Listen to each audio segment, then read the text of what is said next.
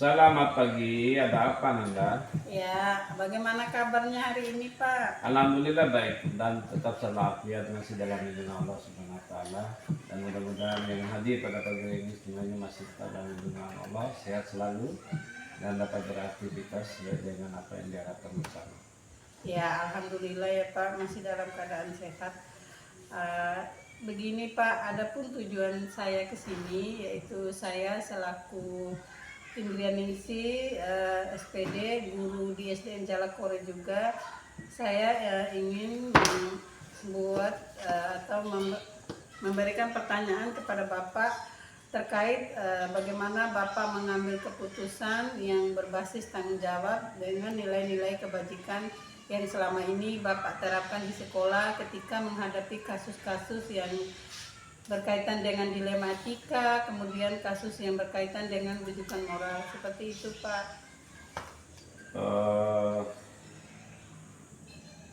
Selama saya berada di SDN Jalakore ini dan bertugas ya, dalam kesehariannya,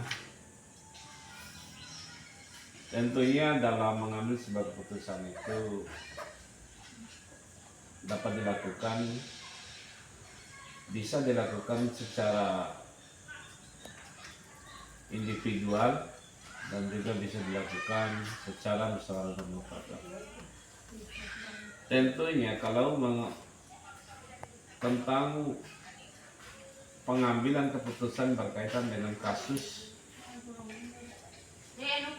yang berkaitan dengan etika, moral, dan perilaku daripada seseorang yang menjadi kasus di SDN Jalakore ini, saya tentunya mengambil sebuah keputusan itu harus mendapatkan pertimbangan-pertimbangan, ya, termasuk dalam dilema kasus moral dan etika yang pernah terjadi di sekolah ini.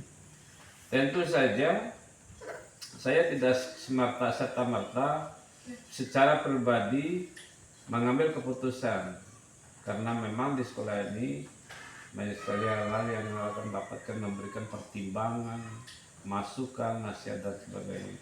Oleh pribadi yang penuh kekurangan dan kelemahan, tentu masih dalam keadaan kekurangan. Makanya saya sebelum mengambil keputusan, tentu saya akan membaca buku-buku referensi ya untuk memantapkan kemampuan saya, dan juga saya akan berkomunikasi dengan pihak-pihak yang mampu memberikan atau yang membantu memberikan sebuah keputusan, barulah menentukan sebuah keputusan.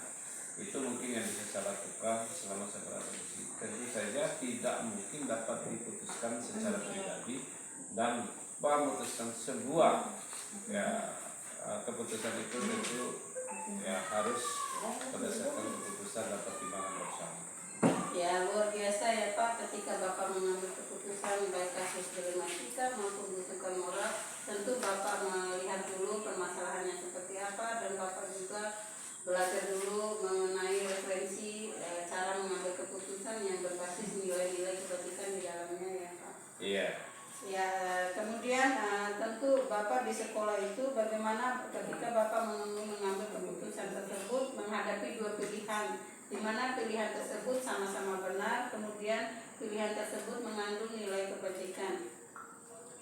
Kalau kita menentukan atau mengambil keputusan untuk dua kasus yang bersamaan, tentu tidak serta-merta kita harus langsung memutuskan ini yang salah, ini yang benar. Apalagi seandainya dua masalah itu sama-sama benarnya. Jadi tentu kita dilema untuk mengambil sebuah keputusan. Apa yang harus dilakukan? Yang pertama, kita melakukan konsultasi dengan wali murid, ya, baik di sekolah ini, untuk sama-sama meminta pendapat dan harapan serta nasihat bagaimana cara memutuskan dua masalah yang sama benarnya atau dua masalah sekaligus. Sebelum itu kita harus pertama melakukan identifikasi masalah dulu. Jadi kasus ini kita identifikasikan apa kronologis kejadiannya seperti apa, kemudian ya keinginan salah satu pihaknya seperti apa. Tentu saja ini harus diidentifikasikan, ya, dicatat dulu kasus-kasus ini. Yang insya Allah nanti apabila ditemukan sebuah kebenaran antara kedua kasus ini, Tentu saja kita tidak bisa menyalahkan salah satu daripada pihak yang bersalah dan yang benar. Oleh karena demikian kita mengambil sebuah keputusan itu harus berdasarkan kompetensi yang mungkin dapat memberikan harapan kedua kasus ini, dan tidak boleh yang melemahkan salah satu kasus yang harus diputuskan. Oleh karena demikian, ya, dalam dilema kedua kasus ini, ya, dua kasus ini dilema kita memutuskan. Oleh karena demikian harus kita membandingkan antara kasus demi kasus bersama kronologis kejadian masalah ini dan apa yang akan diharapkan antara kedua kasus ini baru bisa diputuskan. Tentu saja membutuhkan orang yang berkompeten, ya, atau narasumber yang berkompeten untuk memutuskan ya kedua kasus ini untuk bisa diterima oleh kedua belah pihak. Itu aja. Ya, luar biasa ya Pak, dengan nilai-nilai kebajikan yang tertanam dalam diri Bapak saat mengambil keputusan. Bapak tidak mengambil dengan emosional, tapi selalu bermusyawarah dengan guru-guru, kemudian bermusyawarah juga dengan wali murid. Ya, ya, kemudian terkait dengan pengambilan keputusan, tentu Bapak mempunyai langkah-langkahnya. Apa saja langkah-langkah tersebut yang pernah Bapak lakukan terkait dalam pengambilan keputusan di dalam sekolah ini, Bapak? Iya. Dilansir dari pernyataan saya yang pertama tadi yang berkaitan dengan dilema antara dua kasus yang biasa terjadi dalam waktu yang bersamaan, ya, untuk mengambil sebuah keputusan. Nah, kemudian ada kaitannya dengan pertanyaan yang ketiga ini yang berkaitan dengan langkah-langkah apa yang harus kita lalui atau langkah yang kita harus tempuh untuk menindaklanjuti kasus ini. Tentu saja seperti yang saya katakan tadi itu kita harus melakukan identifikasi masalah dulu atau kasus. Kemudian yang kedua, setelah kita mengidentifikasi, ya, kita tidak boleh memvonis atau memutuskan kasus ini. Jadi kita harus mendapatkan pertimbangan-pertimbangan, ya, kemudian mencari orang-orang yang berkompeten, ya, untuk bersama-sama untuk mengkaji kasus yang terjadi pada saat ini. Oleh karena itu, jadi tidak serta-merta kita langsung memutuskan kasus ini yang ini, kasus ini yang ini. Tentu harus diidentifikasikan dulu kasus ini modelnya seperti apa, besarnya seperti apa, resikonya seperti apa, dan sampai kemana kasus ini bisa kita selesaikan dan kita putuskan. Tentu saja seperti itu yang mungkin bisa lakukan. Kalau memang kepala sekolah sendiri memvonis, ya, tanpa ada pertimbangan-pertimbangan, tentu saja, ya, itu namanya memutuskan masalah secara sepihak oleh kepala sekolah tanpa ada pemahaman antara kedua pihak yang bertikai. Ya, luar biasa ya Pak, ketika Bapak memiliki langkah-langkahnya. Yang pertama Bapak mengidentifikasi dulu kasusnya seperti apa, kemudian Bapak juga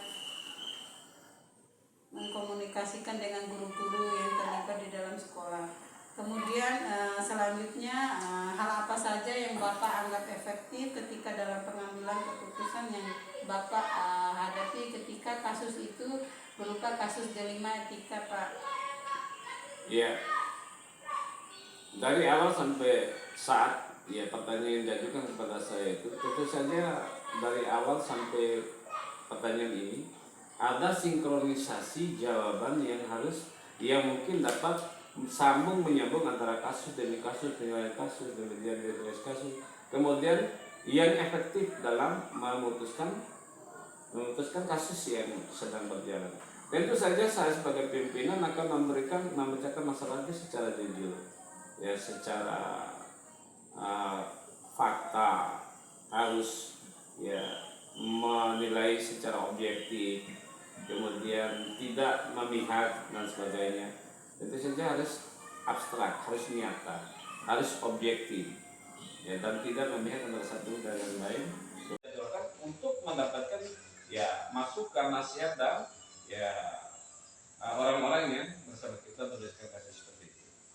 Ya, luar biasa ya Pak, cara Bapak menghadapi kasusnya itu tergantung dari permasalahan ataupun kasus yang dihadapi. Ketika kasus itu sangat mendesak, tentu Bapak langsung menyelesaikannya di tempat. Tetapi ketika kasus itu memiliki dampak yang lebih panjang lagi, Bapak menyelesaikannya dengan jadwal.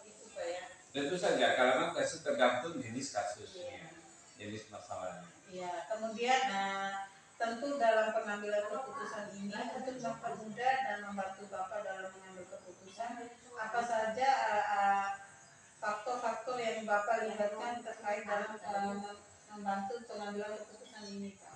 Kalau saya yang pernah saya lakukan, ya ada dua opsi yang saya pilih ya dalam menyelesaikan kasus. Yang pertama harus ya mendapatkan harus menyelesaikan kasus itu benar-benar menimbulkan hal-hal yang positif, dan saya menghindari akan adanya terjadinya hal-hal yang negatif ya dalam menyelesaikan kasus itu.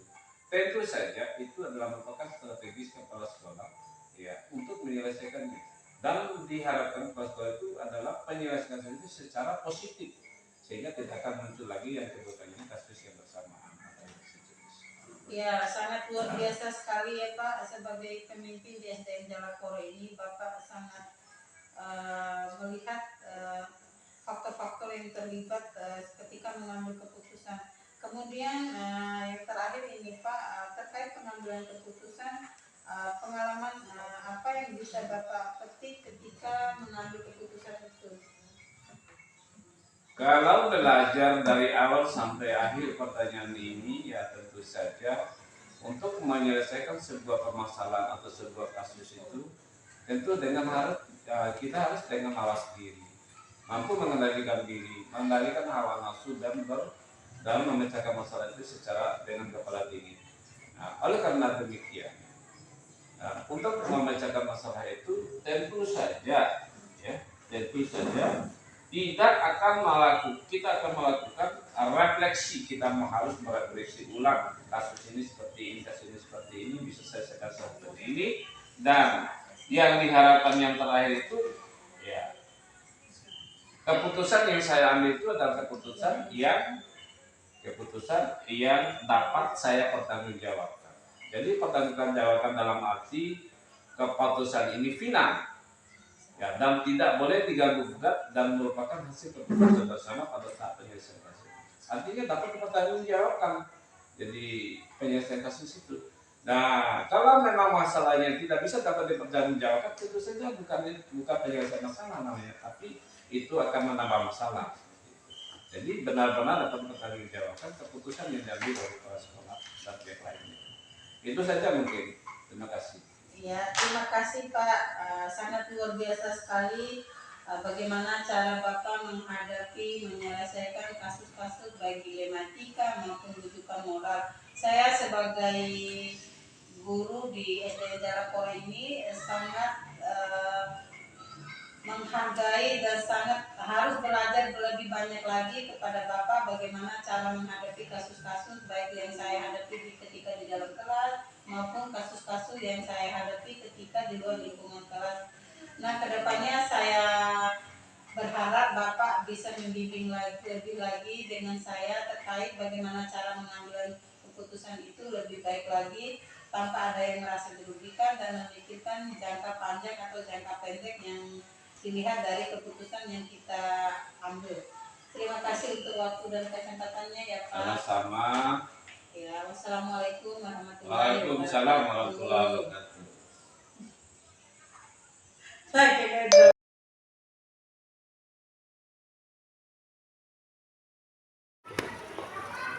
Ya, assalamualaikum warahmatullahi wabarakatuh. Selamat pagi. Warahmatullahi wabarakatuh. Pagi, Ibu Diani, apa kabar? Iya, adapun tujuan saya ke sini Bu terkait dengan tugas saya sebagai guru penggerak modul 3.1 yaitu pengambilan keputusan yang bertanggung jawab yang sesuai dengan nilai-nilai kebajikan. Iya, Ya, seperti itu Bu. iya.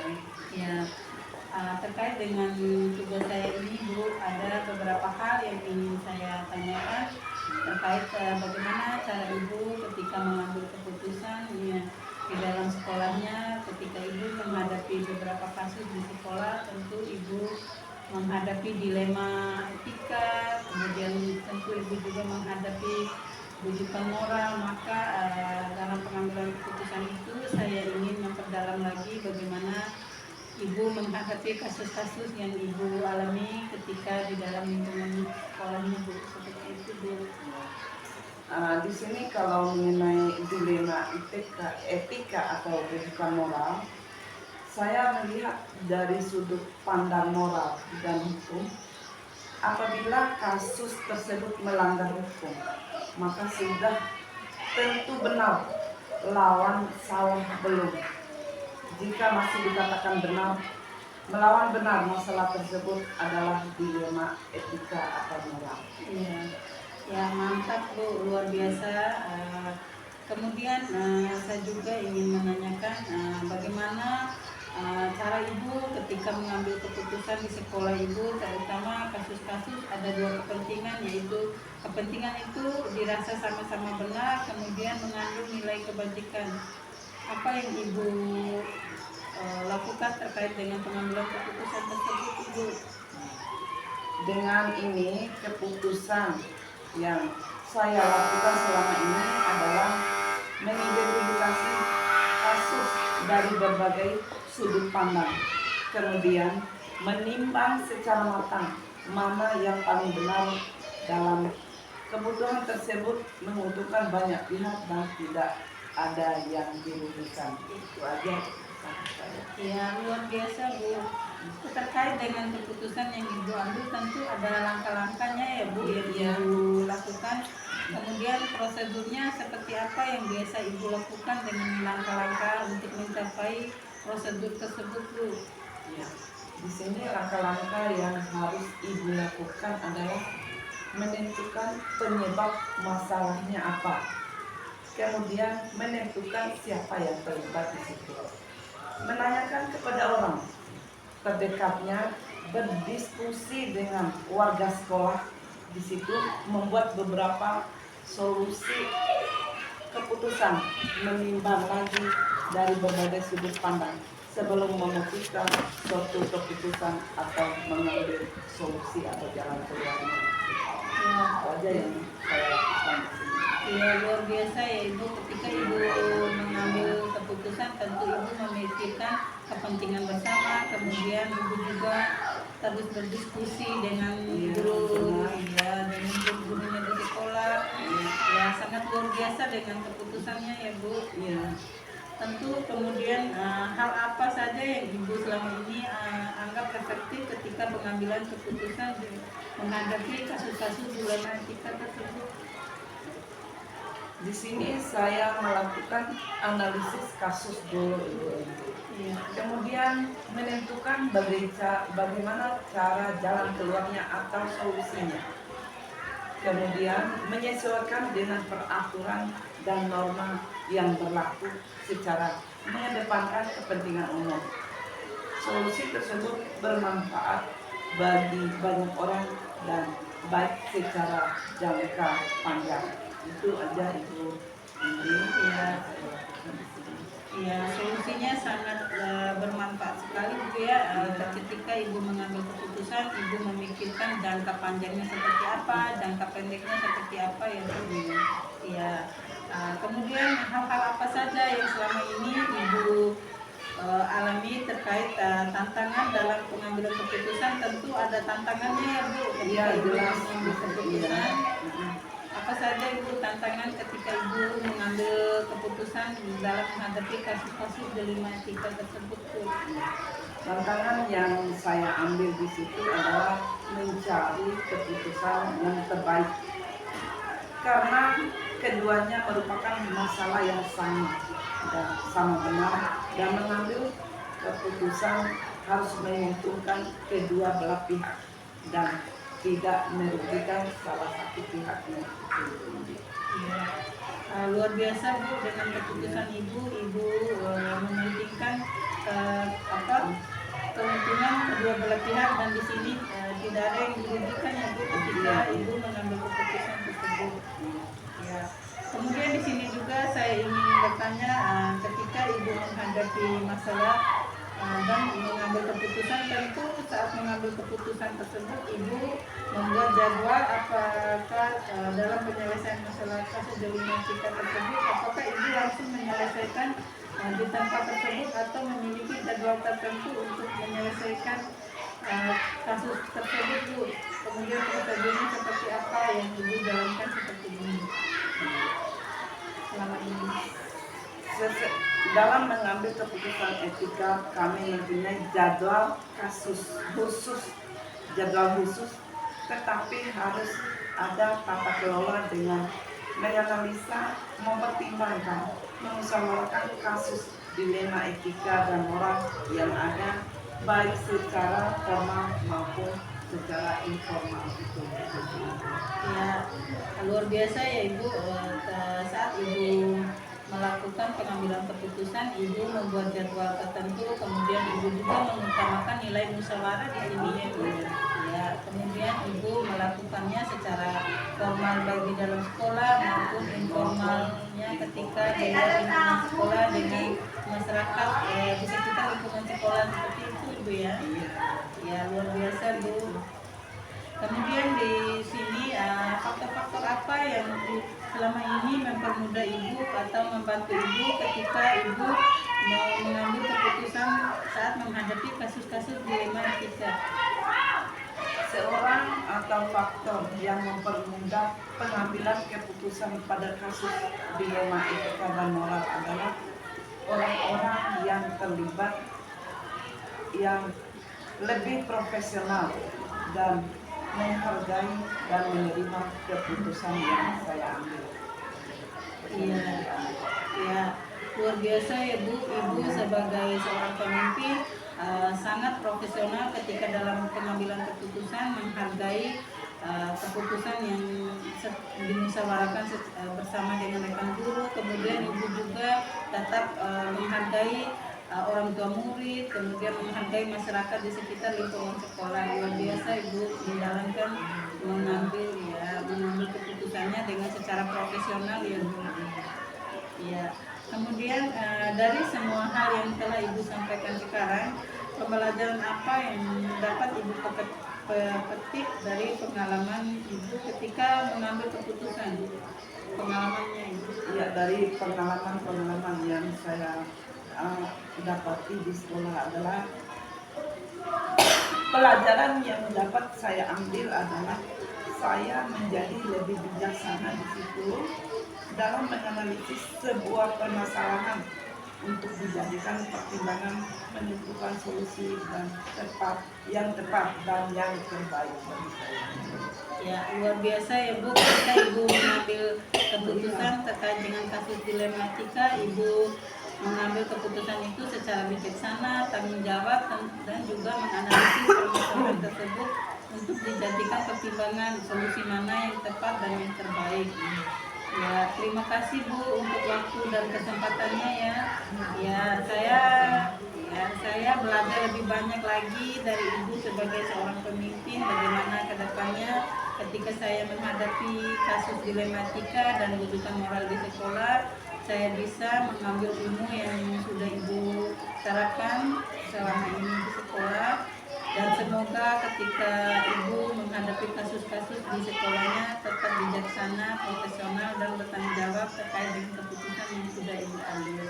Terima kasih Bu atas waktu dan kesempatannya. Ya.